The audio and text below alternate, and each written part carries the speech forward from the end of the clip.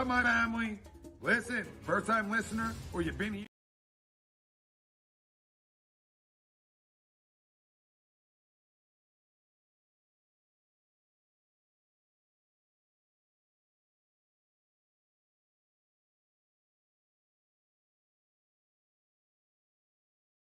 What's up, my family? Listen, first-time listener, or you've been here the whole damn time. Hit that like, hit that subscribe, giddy up, let's go, no notes. That's my baby. I'm dying. That's my baby. We're going at it at 110%. I just want 5 minutes of happiness, please. Just give me 5 minutes. They scored! They did it! Slap. What the hell was that? Oh, yeah! What the f*** are you talking about?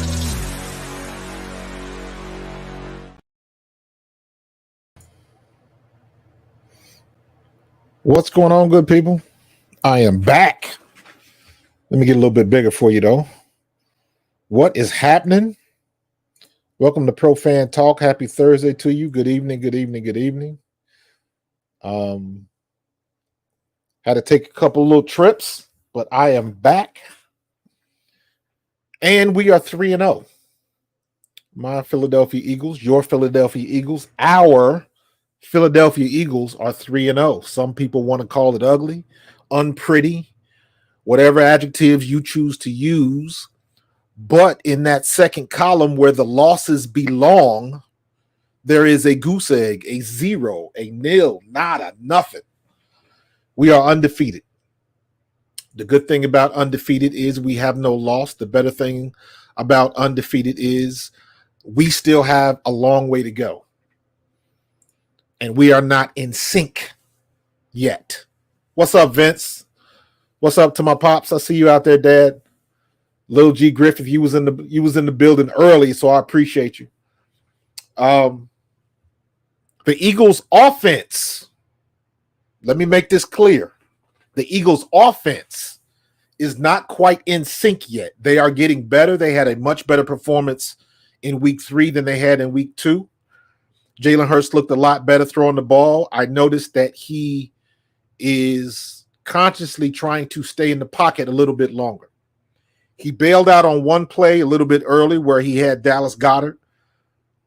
I understand why he bailed out. I saw that flash of color to his left, so he spun out and got up out of dodge. I'm not mad at that, but I wish he could stay in a little bit longer.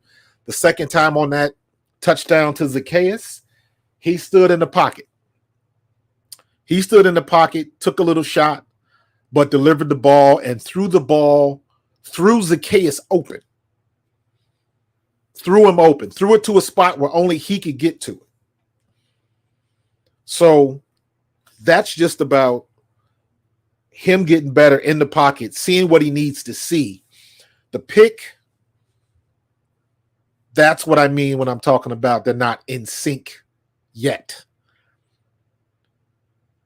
That pick he threw that was supposed to go to DeAndre Swift. Swift broke inside.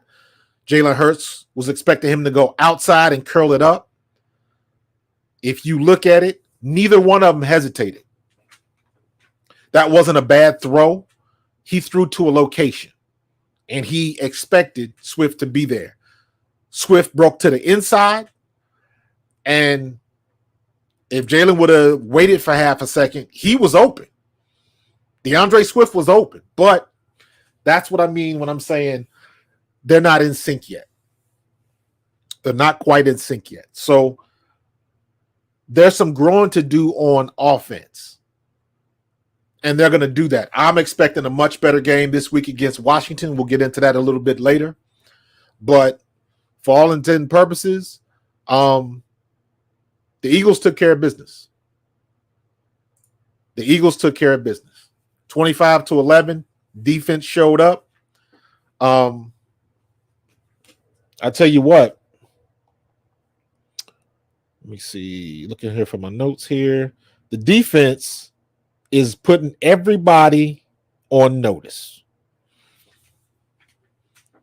The Eagles defense is putting everybody on notice because them boys are coming to play.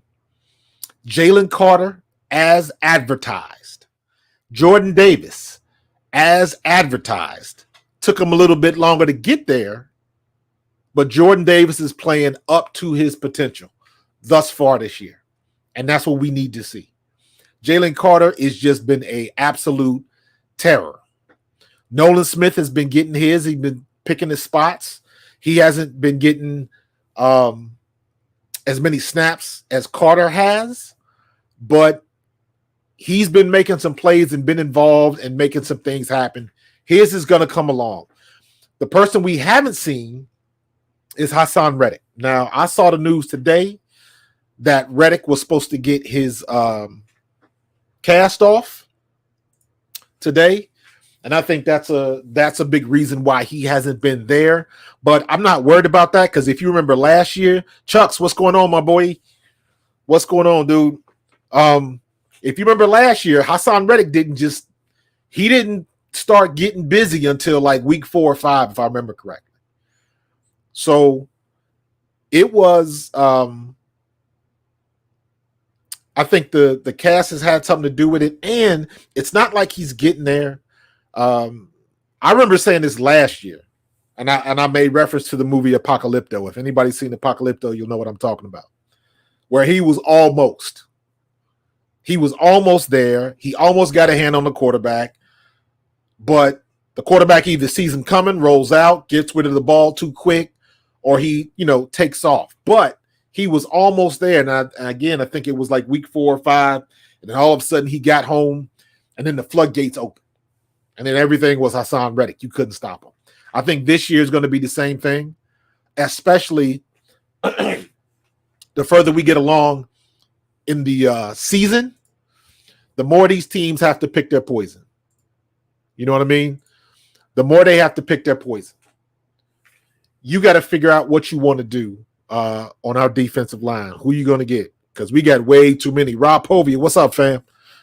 We got Dave Rosca. I see you up in there. You up in there early. I appreciate you. But offensive lines are going to have problems if our defensive front stays healthy. They're going to have major problems, right? We'll get to the defense a little bit more. Jalen Hurts looked much better. Like I mentioned earlier, he looked much better. Still got to iron out some things. And that's going to come with more play, more snaps, more games. You know how it works, right? Here's the thing. It always takes offenses a little bit of extra time to get ready. Defense can make mistakes and get away with it. Offense, not so much. If there's a blown coverage on the defense, but your defensive tackles get home and disrupt the quarterback or something like that, that means they cover for the mistake in the secondary. Or vice versa. The defense can't get home, can't get to the quarterback, and our secondary gets a pick. By the way, Slay dropped another pick. Slay, I need you to, you got to have about 6 or 7 this year. You should have had about 8 to 10 last year, but you dropped 4. So, but the offense always takes time, not to mention Brian Johnson, new offensive coordinator. Jalen Hurts is learning the new offense. I thought it would not be much of a change from what Shane Steichen was doing, but obviously I was wrong. They've changed up a lot of stuff.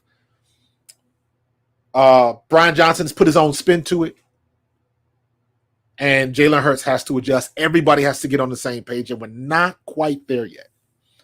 Not quite there yet, but we'll get there. We'll get there. We're still looking good for week 3. We're still looking good to not be on the same page. We're still looking good to be 3-0. So I'm not griping. Our defense looks fantastic. Our offense is getting better. Here's where that comes into play. And you guys have heard me say this time and time and time again. John Adcock, what's going on, brother? You can't get a true look or opinion of what kind of team you have until when? Week 4. This week. Everybody's got you on tape. Everybody's had an opportunity to game plan. So now there's no excuses. Now there's no excuses. So But we've got 3 weeks of readiness. You know what to expect. We know our offensive line is better than anybody else in the league. Can't nobody mess around with that. There might be some people who are as good. There might be some teams who have O-lines that are as good, but I would argue we've got the best offensive line in football.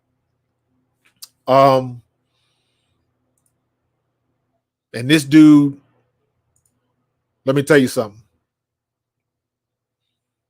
This dude right here, he's doing the damn thing, man. He's doing the damn thing. And I know, Chucks, I know you listening. I put out the video today.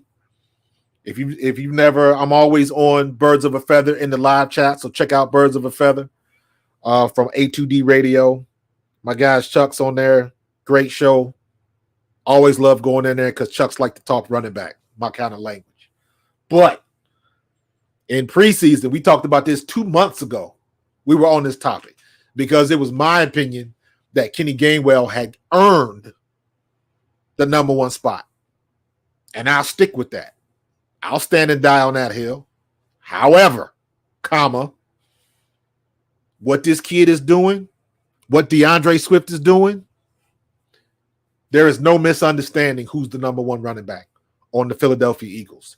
You keep feeding that kid the ball, keep feeding him, and keep feeding him. Run it till they stop it. That's the law of the jungle when it comes to running backs.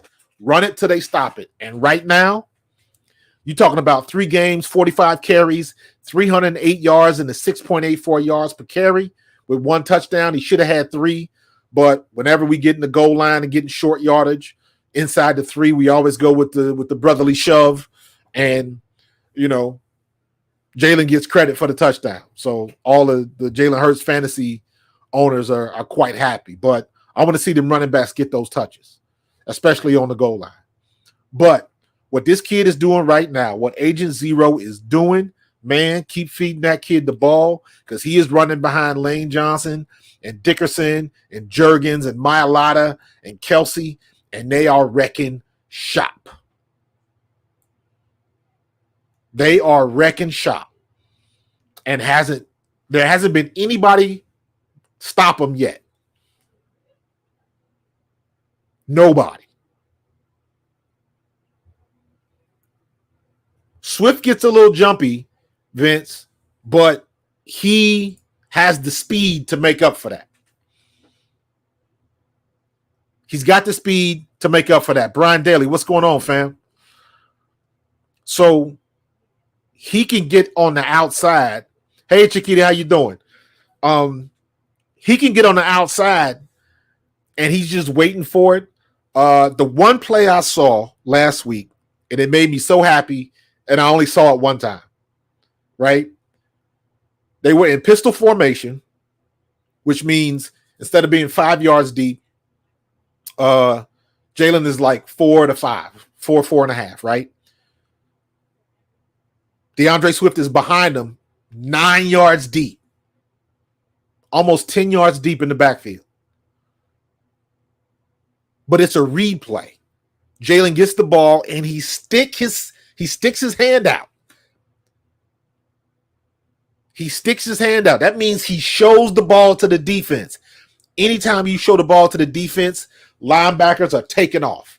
When they see that ball out there, they're flowing. Hand off to the right. Great blocking.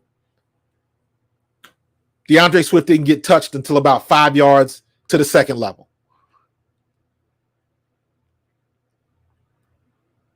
Yay, Cho. I hope I said that right. I appreciate you, man. Keep tuning in and tell your friends about me. But yo, that's the when you are a running back and you get a handoff and you don't get touched till you 5 yards, you're at the second level. That's beautiful. What happens is when you stick that ball out there, right? When you stick that ball out there and the linebackers begin to flow, it also sets up the blocks for the offensive linemen. Because what they do is, if they're flowing to the right, that means the linemen can get up there and they can turn their bodies. And what a running back is looking for, you're looking for the back of your offensive lineman. You run off their back. Sometimes you stay tight. Sometimes as soon as you hit it, you're gone. But when you're looking for cutback lanes and running lanes, you are looking for the back of your offensive lineman, because that means they're taking their guy this way and you're running off the back. That's where the hole is. And I saw a lot of that with Kelsey and Juergens and Lane Johnson. Juergens and Landon Dickerson, them boys right there are moving things. They are moving things. And as a running back, that's what you want to see. But I like seeing that ball out because it forces the linebackers to follow the play. And it does two things. It sets up the offensive lineman block, and it also sets up play action. I really, really want to see some play action passes or some RPOs, more RPOs when you stick that ball out there. It does so much for the offense. It opens up so much because you get the defense off their spots. We always talk so much about our defense getting to the quarterback, and if they can't get home, you at least want to force the quarterback off of his spot. He's got to break out. He's got to step up in the pocket. He's got to do something to get out of his normal passing lanes, line of sight. The minute you got to move, you got to adjust your line of sight. That takes a half a tick longer, and that half a second might end up being a sack. That's why hurries are so important. That's why the defensive front, that's why they run twists. You might have a late twist with a linebacker or a nose guard and a D tackle. When somebody comes up the middle, now Jordan Davis has got them big paws in the air. Now you messing up the quarterback's line of sight. And all it takes is a second. And if he has to roll out, sometimes he rolls out right into a defensive end. That's a sack. Or you chase him out of the pocket. Hopefully, we got the speed to catch him, as we saw with Nolan Smith. So it's a good thing what our offensive line is doing, and it would be crazy to change it until somebody proves that they can stop it. And right now, they cannot do that. Right now, they cannot do that. Now, the one thing that does concern me is the Eagles have not had a clean game yet. Clean game, I mean, we cannot get out of a game without freaking injuries. We can't do it. We got away pretty clear last year. This year, not so much. Because now we got Sidney Brown had a sleeve on, but I think he'll play. Justin Evans is banged up. Hassan Reddick got his cast off, so that's for the positive. But Sidney Brown and Justin Evans, Sidney Brown looked pretty good. So I need him to get as many snaps as he can because we got to get his mental reps in there. I already know the boy can play, but he's got to – I want to see everybody, all these young players, be like Reed Blankenship was last year. Because y'all know what I say about Reed Blankenship. There was no earthly reason why Reed Blankenship should have been that good last year, but he was. And when you are a young player and you play like that, that means you've got it up here. So when you're on the field, you don't think. You know what's happening. You watch film and you know what's going to happen. Don, I see you in the building, brother. I appreciate you. So let's give Brian Johnson credit on how he adapted and made adjustments after week one. He did. We struggled a little bit in week two because we had two defenses in a row. Basically, week one, we had the Patriots, and Belichick does what Belichick does. And then week two, they just mimic what Belichick did in week one. And then Todd Bowles has a history with Jalen Hurts based off of what happened in 21 and 22. So Todd Bowles, had a good game plan because he's a defensive mind. So we got three good defenses and three good tests. It wasn't pretty, but we got through it. So our offensive line is just getting it done. They're just getting it done. And let me jump into this. What's up, Greg? I see you, bro. Let me jump into this. Let me give this dude his props right now. All right. Let me give him the big screen. Crash Test Covey is dead. Heretofore, he will be known as Britton Covey. I will not call him Crash Test anymore. He is a legit punt returner. He proved it. That is what I've been waiting on. I called him Crash Test because I thought, as somebody that did punt returns before in my past, I thought he was taking off too quick and he wasn't trying to set up his blocks and he was just moving too fast. And it was just like he was moving too fast and getting himself out of control and couldn't set anything up. He did that in Tampa Bay, and he looked good. And if he keeps doing that, he's going to break one. He's going to break one. So Crash Test Covey is dead. Britton Covey is a legit punt returner, and that's what I'm talking about. This kid is going to make some things happen because now he gets it. He understands it. And he looks like he's more in control. He's still moving fast. He's still quick, but now he's setting it up. His body knows that muscle memory. He knows what to do before he does it. So he's not thinking. That is the key. I don't care what position you play on the field. If you got to think, you're already a step behind. He's not thinking anymore. He sees it. He gets in the zone. When you are a skill position and you get in the zone, that means everything is slowing down for you. And you see the holes open up before they open up.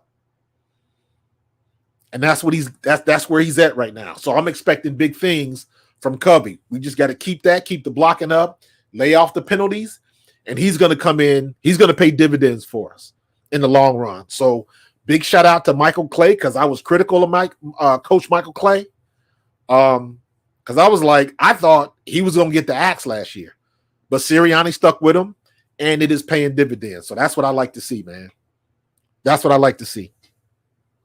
Yeah, but he was Vince. It just didn't look right to me. For me, it didn't pass the smell test. And our special teams overall, I should say, our special teams coverage was not good. Offense, returning was okay. Our coverage was god awful. So now Covey looks like he has arrived and he gets it. And that's the thing we were waiting on. So I want to see more of that. I want to see if teams stop kicking to him. That's a good problem to have. Because what he showed me the other day, he gonna make something happen. He gonna break one.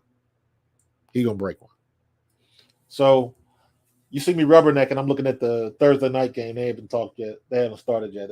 Preseason stuff. So what else we got?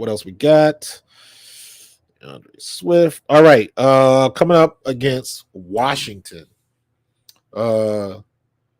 Washington is in the same boat as they were when Wentz was there. Sam Howell got sacked 9 times last week. Buffalo sacked him 9 times. 1, 2, 3, 4, 5, 6, 7, 8, 9. Crazy. So I don't think the Washington offensive line can handle our defensive line. Are they going to double team Carter? Are they going to double team Jordan Davis? Then you got to worry about Sweat. Then you got to worry about BG. And Fletcher Cox is still playing like he's in his prime. You got to worry about Milt Williams. They got too many problems. I think Hassan Reddick and Jalen Carter are going to have a day this weekend. Hassan Reddick has been itching. He got that cast off, so now it feels a lot better. He's ready to rock and roll, man. He's ready to rock and roll. So I'm looking for Jalen Carter and Hassan Reddick to have a day, and we're going to have one pick because Sam Howell is throwing it all over the place. He is not the answer. And until the enemy finds somebody else, they got what they got. So this is a good opportunity. I'm looking for Reed Blankenship to get another interception. And I want to see Big Play Slade not drop one. Not drop one. Derry, I'm with you 100%, fam. We need a total game, offense and defense. Defense has been there. I need offense to catch up with the defense. If we can get a dominant performance, and we've been close. It has been, we've got the moniker of it being ugly, but think about it. Think about against the Patriots, we had a couple drop balls, and we had a touchdown that was called back. In week 2, we ended up, I believe we gave it up on downs or punted away. I can't remember when A.J. Brown caught the ball on the sideline, and they said he bobbled it, so it was deemed an incompletion. That would have kept the clock moving. We probably would have scored, would have got at least 3 out of it, and it's just different parts in the game. If things would have happened differently, it would have been a different outcome for sure. So, Derry, I agree with you 100%. The mayor is in the building. What's up, my guy? What's going on, bro? So we are in a good spot right now. And I'm expecting Jalen Hurts to just be Jalen Hurts. And I called this. I'm going to take credit for this. Because if you look at it so far, we have had more passing plays and more rushing plays with the running backs. And we have had less RPOs. That's where we want to be. Now we just got to fine-tune some things. But that's exactly where we need to be right now. Brian Johnson's got it. Everybody's now it's starting to come into play. Now the thinking is being minimized, and now you can just go. Now you can just go. And now you got to think of it like this. Now teams have another player that they got to game plan against. As much as I like Miles Sanders, and you know I was a Miles Sanders fan, I don't think teams game plan Miles Sanders because you never know how many times he was going to run the ball. They got to game plan DeAndre Swift. They have to game plan him. So again, they have to pick their poison. So whenever you game plan somebody like that, you're giving up something. You're giving up something.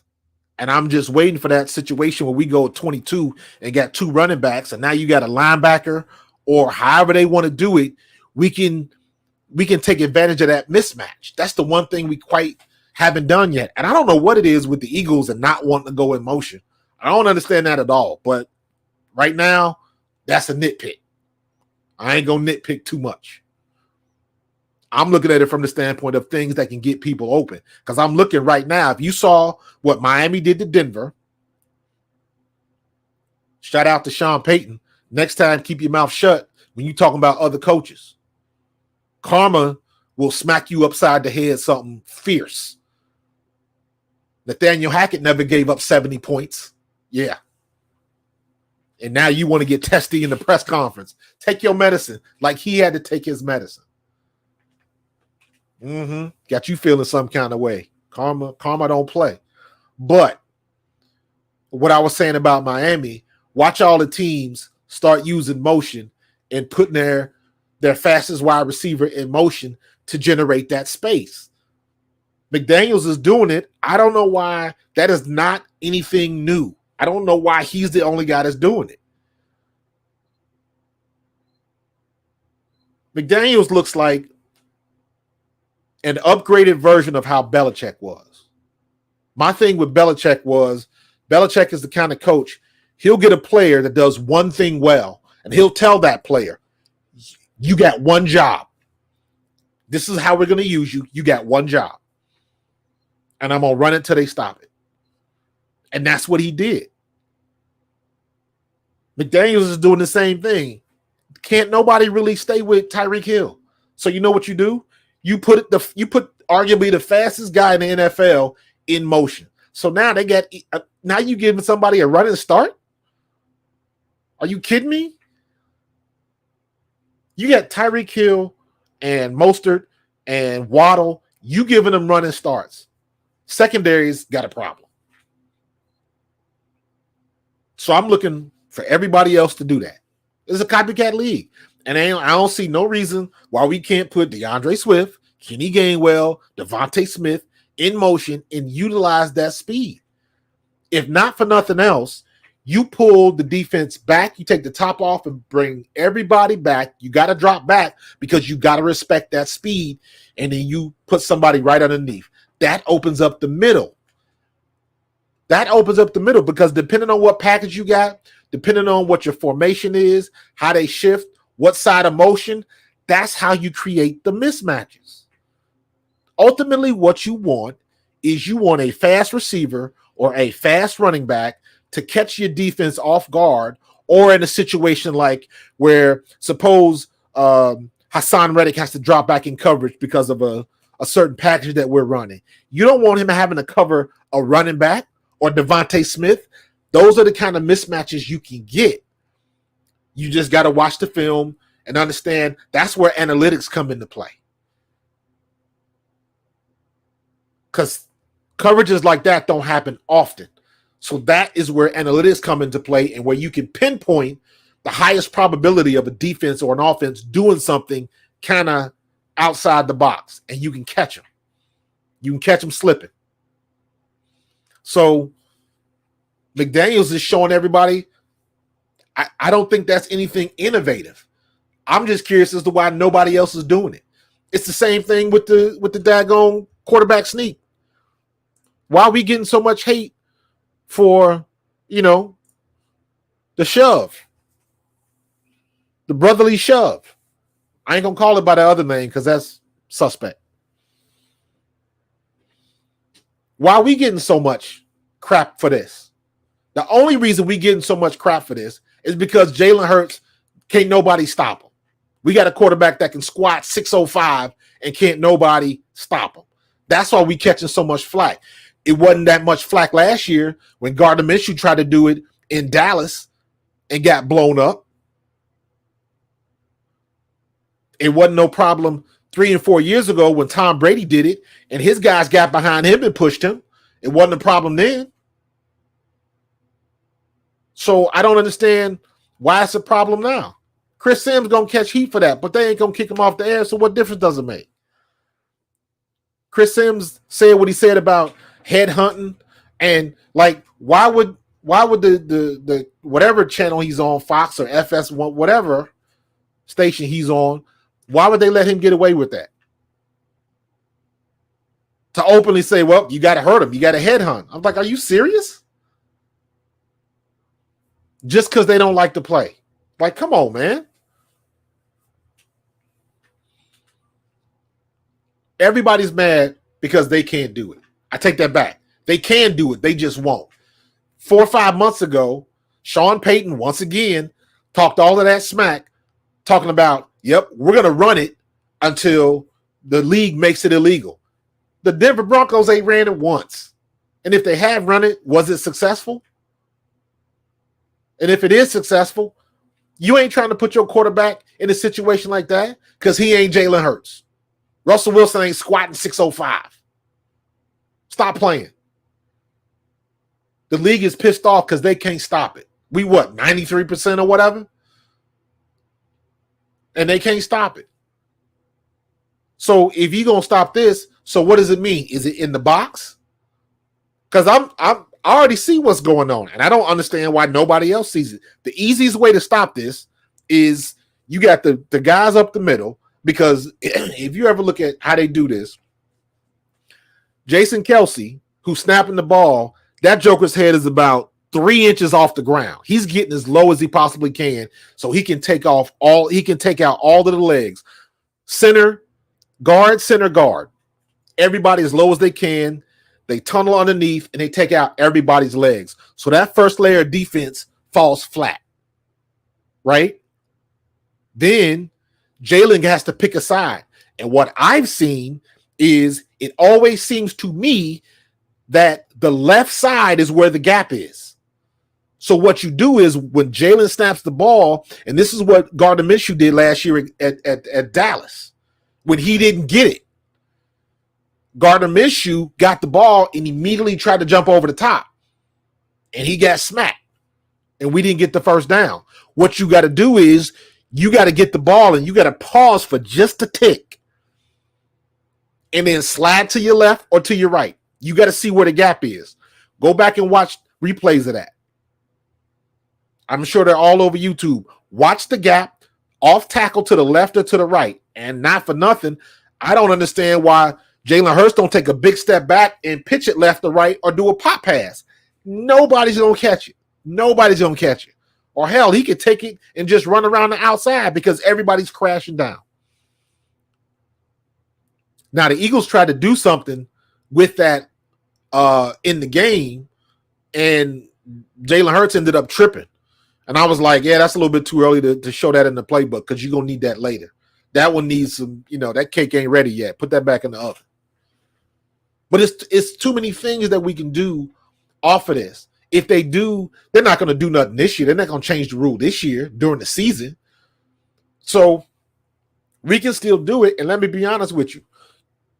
If you look at my picture right now and you see A.J. Brown and you got, who's that? Quez Watkins up there. I think this is from the Super Bowl.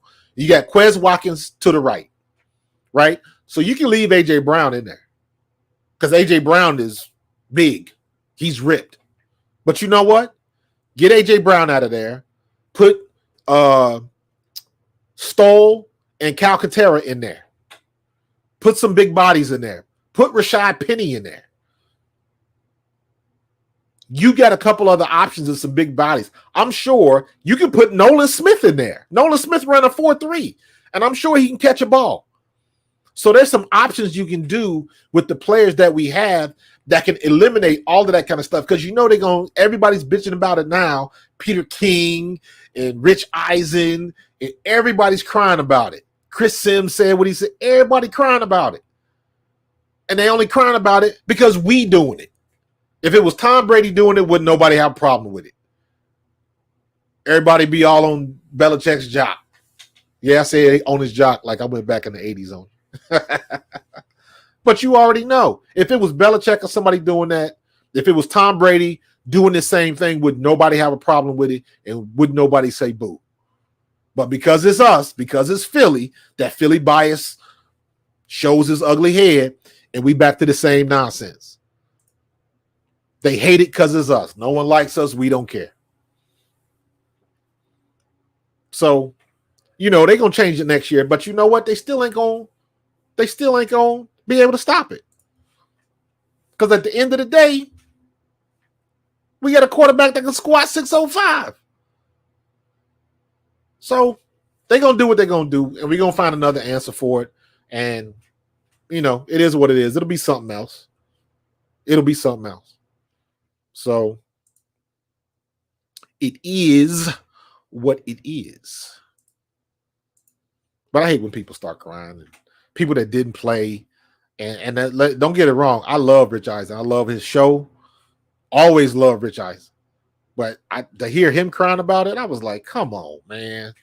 Like, stop with that nonsense. So, Joe, I saw that, bro. They showed a little bit of that after the game when Sirianni went in the stands because it was a lot of Eagles fans in Tampa. One thing about Eagles fans, we travel well. We ain't playing. We travel quite well. So, but let me take station identification and talk about people at Gleason's Bar located at 6700 Mill Creek Avenue in Levittown, PA. Use promo code A2D for 10% off your order whenever you dine in, take out, or online. Gleason's Bar and Steaks.com. Go get you something to eat. Matter of fact, you can order it right now before the game come on. So go ahead, get you something to eat, man. Yeah, I mean, Chris Sims, he was not that bad. Now he is, because now he just gets on your nerves. Like, dude, what are you saying? Sometimes he can't even talk. He sit there as a stutter, and it's like, dude, like, what are you talking about? Why would you even say that? But let me go on this rant real quick, because this is something I've been noticing, and I'm like, if you guys see my video, by the way, if y'all ain't checked out my YouTube channel, Pro Fan Talk, please do subscribe, pick a playlist and play it. Right? Trying to get them watch hours up. But I did a video a couple weeks ago about ESPN is using clickbait.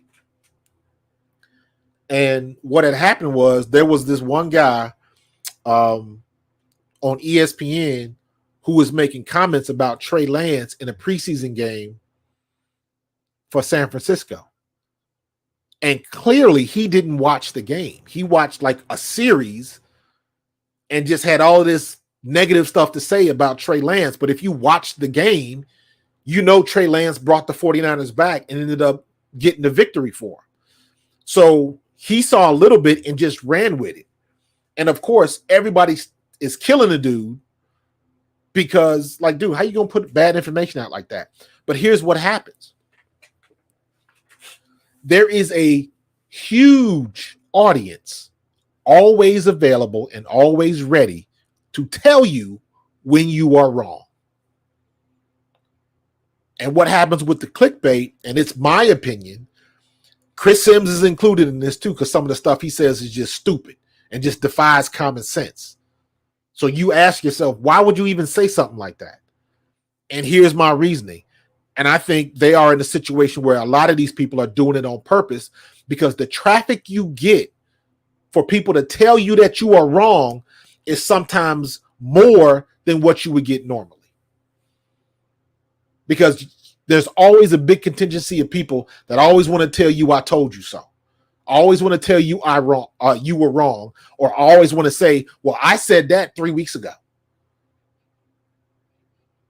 They always want to throw it in there. So a lot of these people and a lot of the comments and the trolling and stuff that you see, a lot of these guys, in my opinion, are doing it on purpose.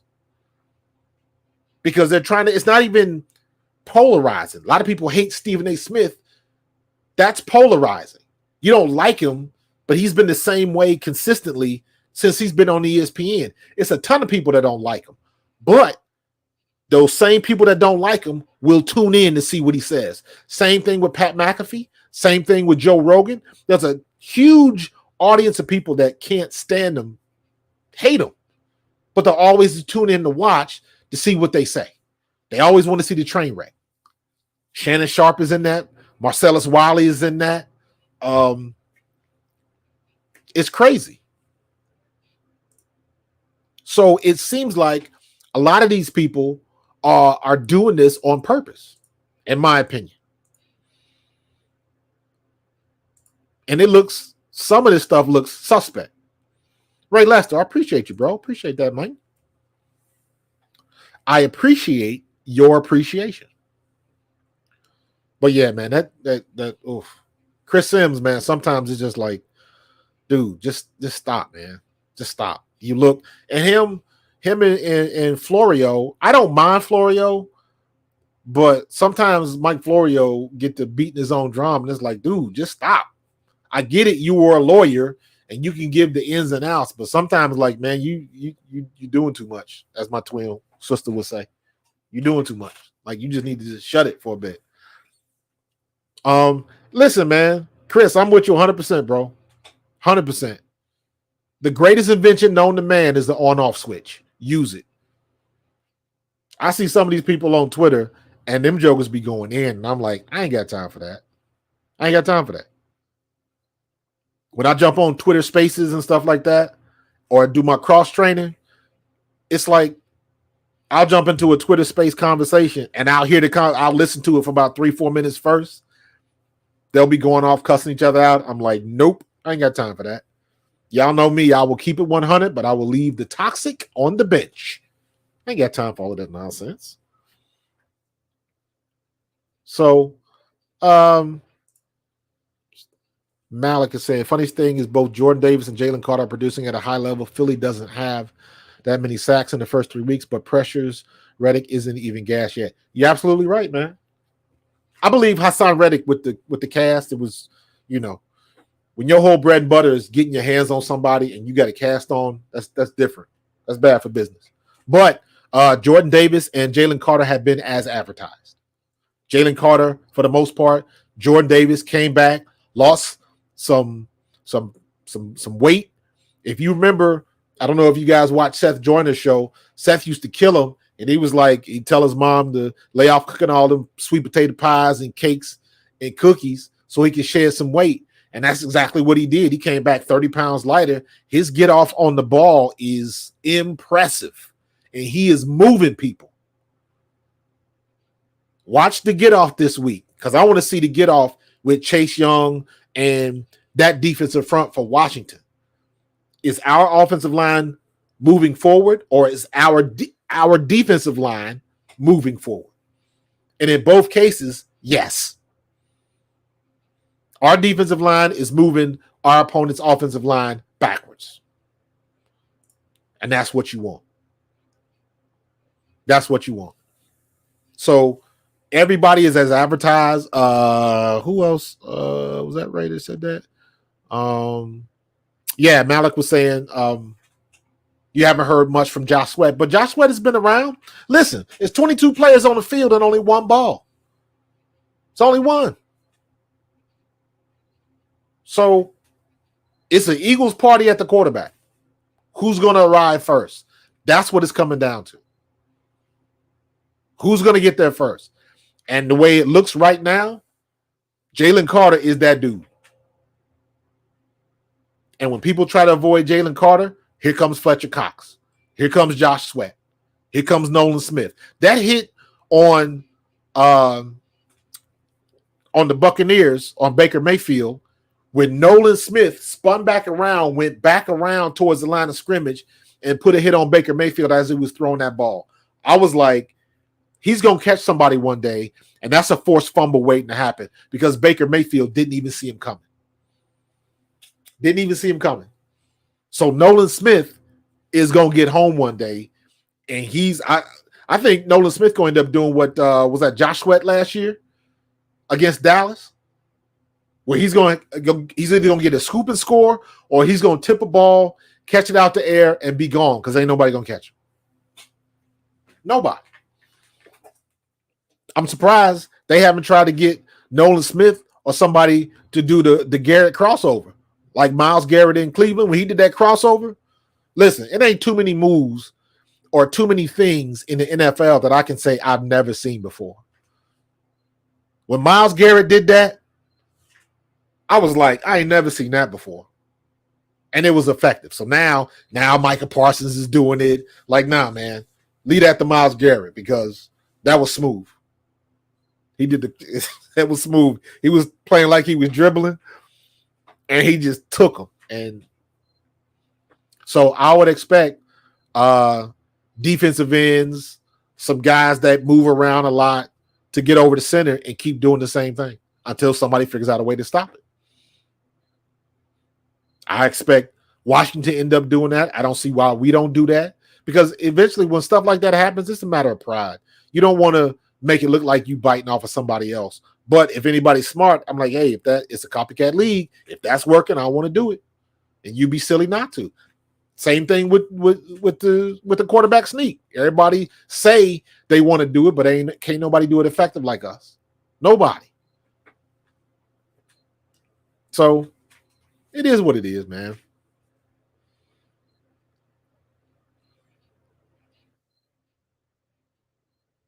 Yeah, they did. Defense was there. Yep. Listen, man, Josh Sweat. And we really haven't heard Milt Williams too much. And Milt Williams is another one.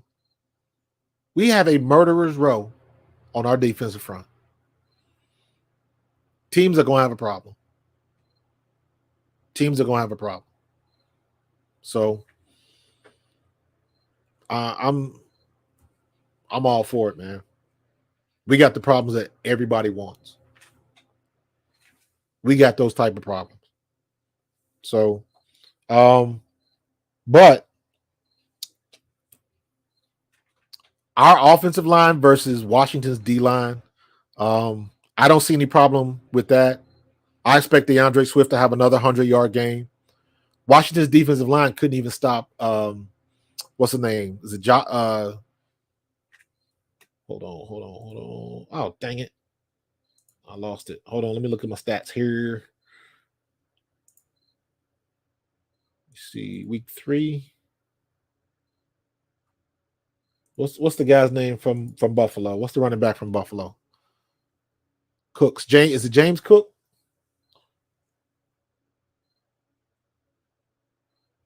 James Cook. Because I wanted to call him. I thought it was Dalvin. I was like, no, Dalvin plays for the Jets. I think it is James Cook. James Cook, yep. 15 carries, 98 yards on Washington defense. 16 for 98. So I expect the Eagles' offensive line and DeAndre Swift to continue their dominance. Joe, I agree with you, and maybe even more.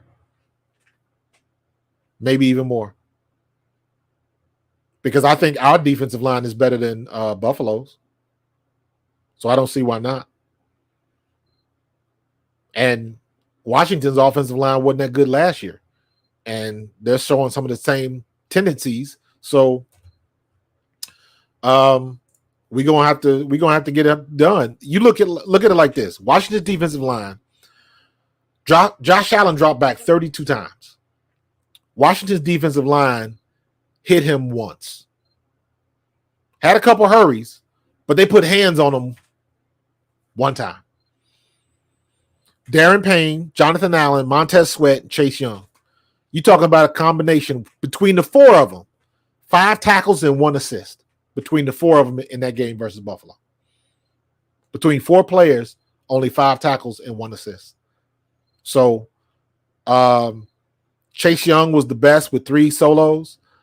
And I'm a Chase Young fan because I want to see that kid succeed, especially after his injury. And he's been rehabbing for 2 years. So, I want to see him succeed, but we're going to beat the brains in, Bootney.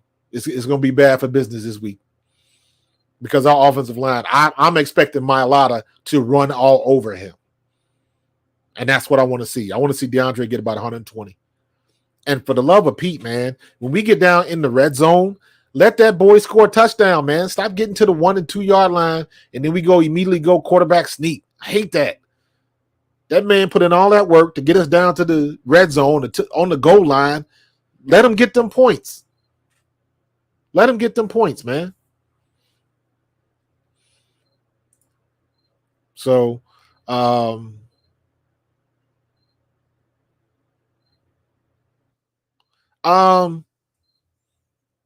I think they're going to see. Here's my thing. I don't listen. I'm listening to what is coming on sports radio and all of that kind of stuff, right? And everybody wants to see Jalen throw it all over the place because apparently that's what works in the NFL. Clearly, that didn't last year, but I am a big proponent of you take what the defense gives you. Take what they give you. And then make it work on your behalf. So if they're giving up the run, just run the ball down their throat. We will have plenty of opportunity to throw the ball. I don't give a damn if A.J. Brown is mad. If he get frustrated, I'd rather him get frustrated while we winning.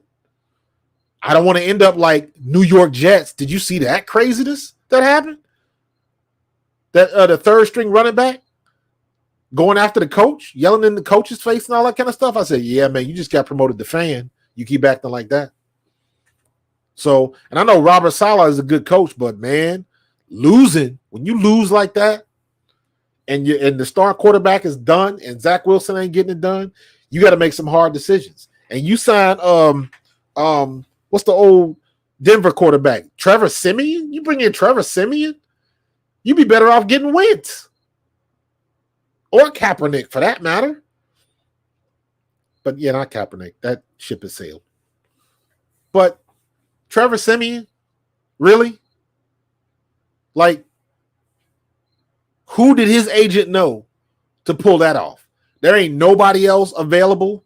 There ain't no other quarterback sitting at home that's better than Trevor Siemian. Or maybe Robert Saleh know him. Maybe the offensive coordinator knows him, and maybe he knows the offense. Maybe it's a situation like that. I would hope. But Trevor Siemian?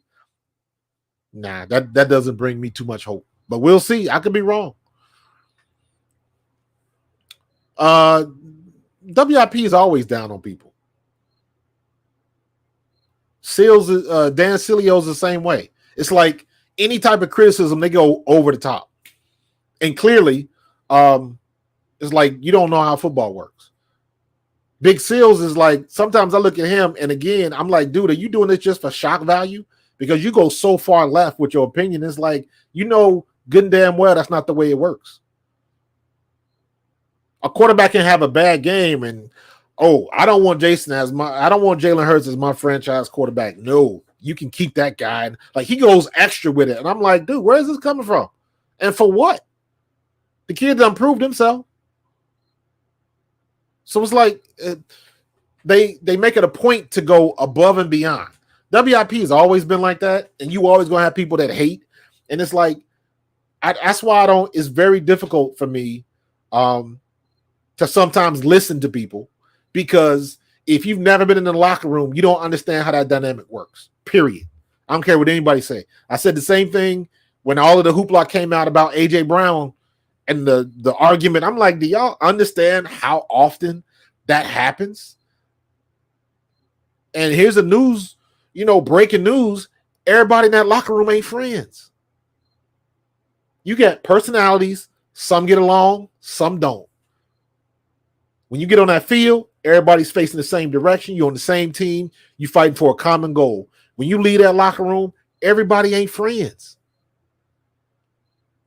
But in this situation, you talking about somebody that's hot and two best friends talking. So ain't no beef with them. But the media, the news cycle, gotta have the first one to put the tweet out. Gotta be the first one to put the video on. And then everybody just rolls with it.